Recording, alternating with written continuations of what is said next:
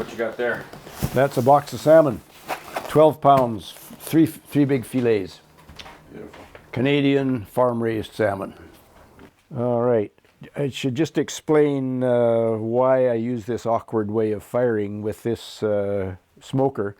This is a very difficult way to fire the fire and make the smoke in here, but it does a good job. It's just a bit of a pain in the butt. And the whole purpose of the way I do this is to get the right kind of smoke. And three things you need. The smoke should be cool. I cold smoke, try to keep the smoking temperature around 100 degrees Fahrenheit for maybe 8 hours.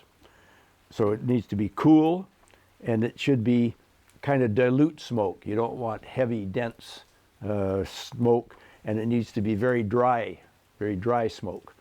So if you're burning a bunch of wood, you know, there's water vapor from that and it gets too hot and so on. So the trick is to have enough fire to make the smoke, but not to overheat everything. So what I do is I use a coffee can with an open bottom with charcoal, which I light up. And then I put my chunks of hardwood in there for making smoke. And then I have a valve here that controls the amount of air combustion that it gets. And for most of the smoking cycle, that's about all the airflow I get through the charcoal combustion. Later on, when I want to heat things up to do the finish, I may open that up an inch until it gets going, or even a bit more, and then throw. And the reason we use a coffee can, if I just had charcoal in the bottom, there's no way you can throttle it down enough. It would just be raging hot and burning up the charcoal. So that just sits in the coffee can like that. And I can reach in there and open and close the valve as required. Yeah. And then I could take it out and add charcoal and add more chunks of hardwood as required. Normally I can run for 45 minutes to an hour between reloading. Okay. As long as it's making lots of smoke, then after nearly an hour, the smoke dies down and I just do a reload. And normally this is closed. And the reason for the spacers is to get lots of dilution air. If I didn't have those spacers in, this thing would run much, much too hot. I'd never be able to get the temperature down to where I need. And this is wintertime with temperatures around 28 to 30 Fahrenheit. And even at that, if I didn't have those spacers in, it would run much, much too hot. So with this, there's a lot of convection, dilution, airflow coming up and out here, and that keeps the smoke cool, and it dilutes the smoke so that it's not too heavy smoke on the salmon. And of course the smoke is very dry. It's all dry in there. I don't have a water pan or anything, and the only water that's being produced is from the combustion of those little chunks of hardwood that I use for smoke, which are just little pieces about like this. And what are they? Well, mostly I use cherry and red oak, wild cherry, Okay. black cherry and red oak. And you do chunks like that. Yeah, sort of that kind of size. I just put in amongst the charcoal. Cold smoking I do for about 8 hours, around 100 degrees, and then I start bringing up the temperature. You could actually take it out at that time and have cold smoked salmon, which I've done, but I didn't like it as well. I don't know why, really. A little bit too raw? A little too raw, maybe, and also a bit of concern that you might get some spoilage. If there are any bacteria in there, it hasn't been cured. So what I do is I bring up the temperature in the smoker here to around 180 to 200 Fahrenheit, and try to bring up the temperature within the filets with a meat thermometer instant read. So I try to get the filets internal temperature to about 140, 150, which is essentially cooked, but still tender. And that is a painful step that takes quite a long time and tends to make a bit of a tough skin on the filets, which makes it a bit hard to slice. Okay. So I haven't quite figured that out yet. Alrighty. Well, thank you. It's called freezer paper. It's waxed on one side. basically it's just something to work on.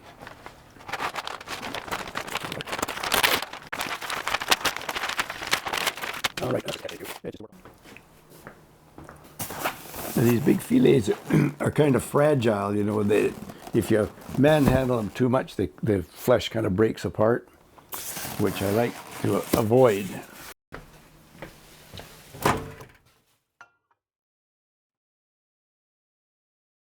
Try to get them out of here without destroying things.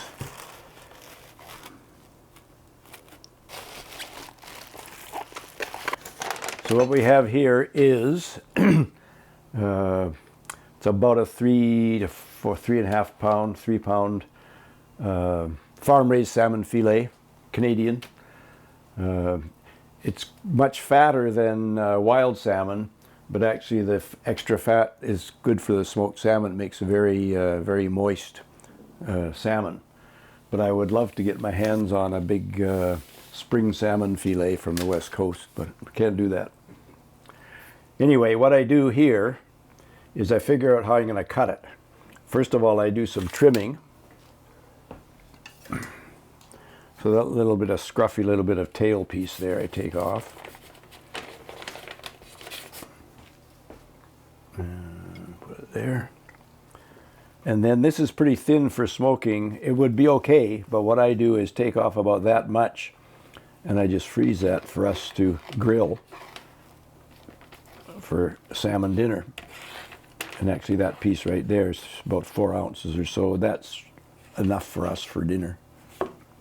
So that goes aside. And then this is also very thin, this belly flap. So I take off a bit of that to kind of square it up. Like so. And this is actually very good stuff. It's very rich in fat, and you can freeze that and then just boil it up and make great salmon salads for sandwich. Or you get it off the skin for a fish chowder.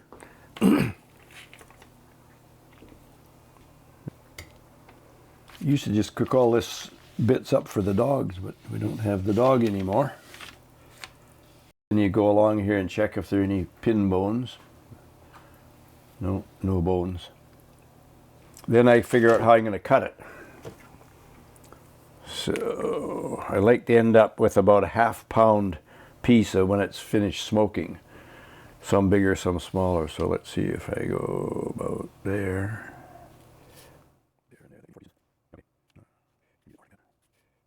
Okay.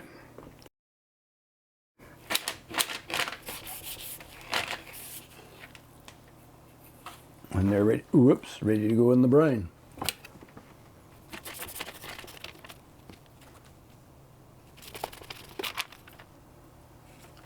Weight fillets, so I'm going to make these pieces a bit bigger. I'll just make 3 out of this.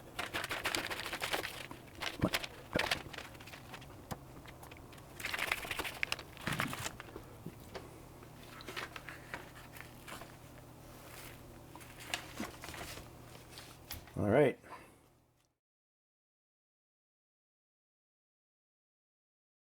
Well, I'm just taking these out to the workbench. And this is the brine Yep. that's the salmon's gonna go into. Yeah. Perfect.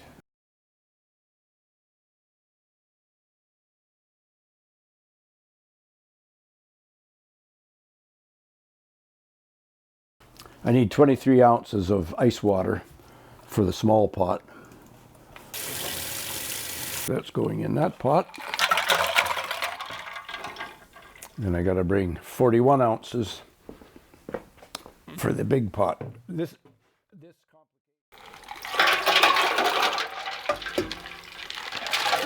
So this is good because we want to have at a temperature where there's ice floating on the surface when we add our fillets.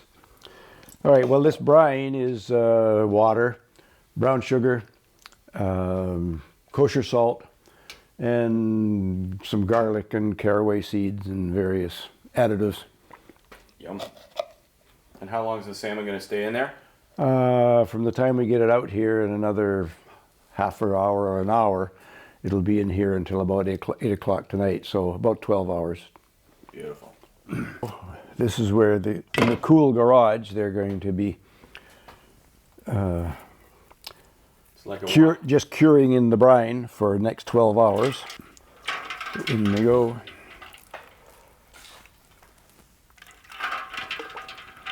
And I keep checking them every once in a while, moving them around so they're not up against, masking each other, like lying tight together. Yeah. So they get good brine exposure. Okay, here's the next batch of filets. I'll start putting some into this one. I guess we could dispense with the juniper branches right now. I guess I'll put this one in here. And we're doing this in the garage because? Well, it's nice and cool in here, and it needs to stay with temperature with ice floating on the surface. And So this is like a big walk-in cooler. Which Yep. is perfect. And which is the bigger one? I guess that one and that one. There, and that just keeps the whole batch at 4 degrees Celsius, 29 Fahrenheit. And those are just bags of ice cubes. Yep, for the whole process. There.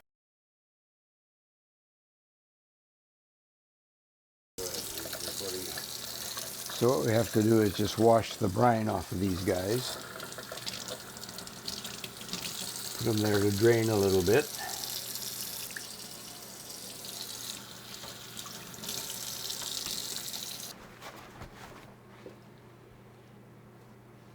Have to dry these off as well as I can. Beautiful.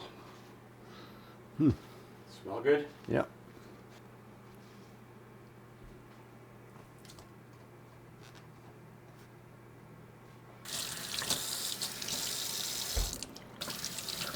We're gonna have 3 of these high.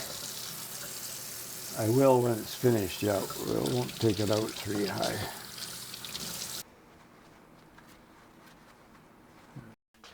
So, what are you doing now? Let's go in there. And how long will it stay in there? Well, until I take them out to the smoker in the morning. Okay. So one of them's there. We're gonna We're going to bring the other 2 stacks. Okay. And there they go. Like that. Boom. How's that for planning?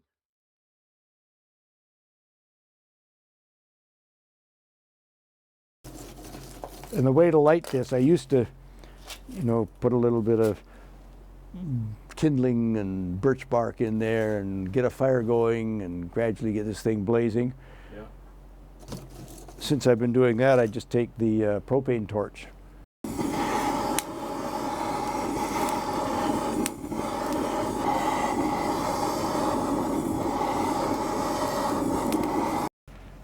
So there's your coffee can. So I get in there with a screwdriver and open that, or with the pliers and close it as I need. Yeah. And it just sits there. Do that for a second. Now let's go. Looking good. Okay. So let's go and get the salmon. Let's carry them down through the house. Sure. And we'll just stage them in the furnace room. Okay. All right. We're finally ready to put the next batch on here. Can you get the lid for me, Mike? There's a one rack down there, and lower in the smoke chamber, and then this has 2 racks, one just with blocks holding the other one up above the other, and that's it. But before you put the lid on, I got to put a thermocouple probe in there. So I'm putting the thermocouple just along here in the middle of the salmon. So you see how I got that probe in there, just on the rack? Oh yeah, I see a little block of wood, a little wedge. Yep. And then that's sitting there ready for the instrument. And the lid goes on. I think we're good to go.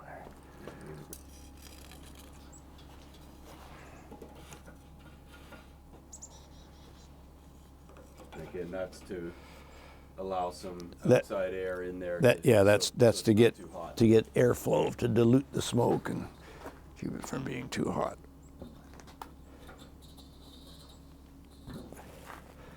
And there we are. Okay, so it's had a half an hour approx of the higher temperature, 120 to 130, to warm up the salmon. Now, just do a quick check here. 126, that's showing. Remember that number for me. 126. And the road I said is showing 131. That may just be probe placement.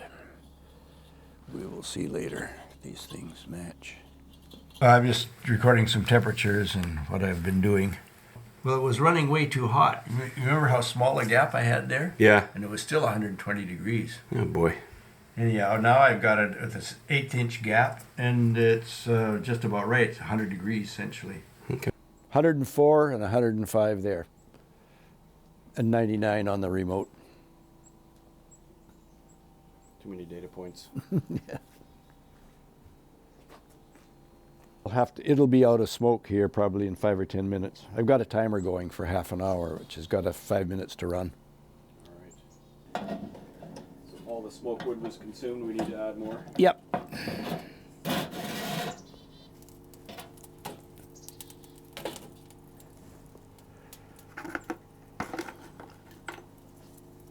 Quite a bit. Give it a good shot here.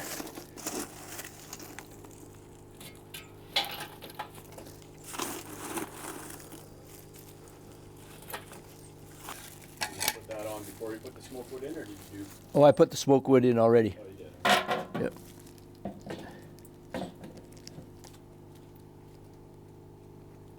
Yep. Do that for a second. That looks cool. Looking good. Okay. So here we are at 3:15. It's had about 7 hours, I guess, since we put the fish in there. And it has just run out of smoke wood at this point. Temperatures are nice, steady, close to 100 degrees all day. Oh, they look beautiful. They seem pinker. Yeah, they're starting to color up a bit. Color up nicely. Yep. Beautiful. Okay, so far it's now 4:50 about, and it's been about 8 hours with smoke at 100 degrees roughly. So now I've got to change the setup a little bit and get the temperature up to around 170, 180 in the smoker in order to bring up the salmon temperature, targeting the salmon temperature about 140, 145. And this is tricky because I either can't get it hot enough or else I get a runaway. What I thought I would do is take the can right out of there, but it's pretty good. Should be able to work. Shake it down.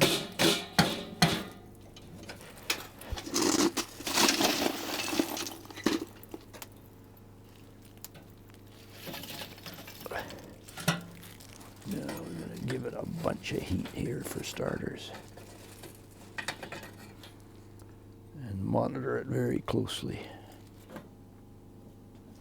And I think we'll be needing a beer very soon. Sounds like a good plan.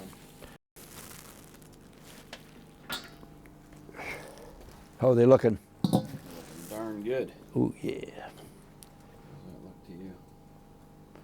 Looks nice. Oops.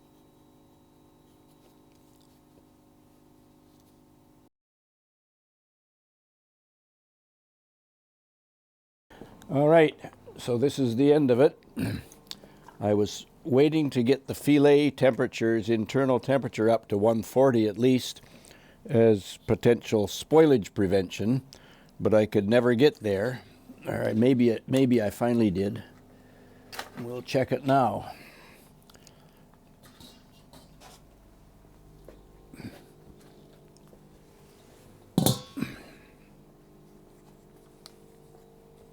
Looks delicious, that's for sure. Whoops. Holy shit, 160. How the hell did that happen all of a sudden? 143. That was weird that that one was so high. Yeah. 140, 151. Yeah, we're in business. And that's when this stuff starts to appear, when it's finally cooked. Yeah, let's see this one. 150. So isn't that stupid? It took so long, and then finally All of a sudden it made it over. jumped right up.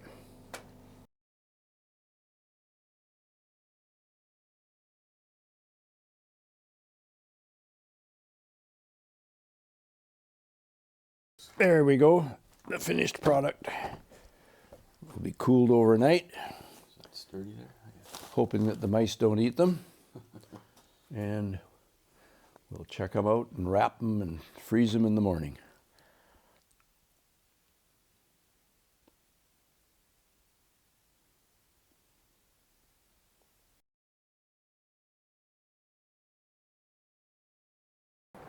All right, this is the process for keeping and storing these. What I do, and when they're first smoked, a lot of the flavor is on the outside, and as the surface is a bit hard to cut through. So what I find is that if I wrap them in saran wrap and just leave them in the fridge for 24 to 48 hours, the flavor diffuses more uniformly through the salmon, and it tends to tenderize this surface a bit as well. What we're not eating immediately, I vacuum seal and freeze. And even though these are very fat, when they're vacuum sealed, these will keep for a year, and they're absolutely as good as they are on day one.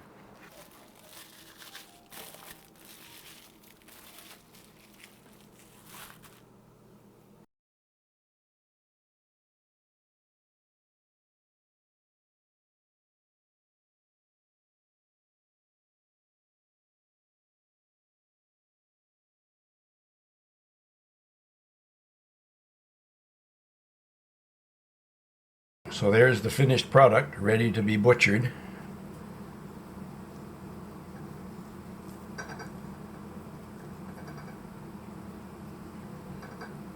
Hard to get through that little bit of a skin that it has on the top. Going okay?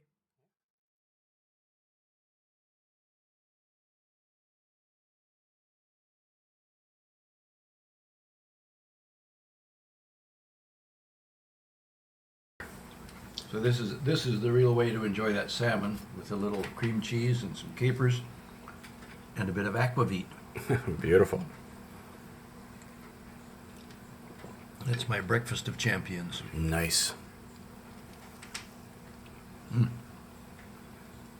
So good.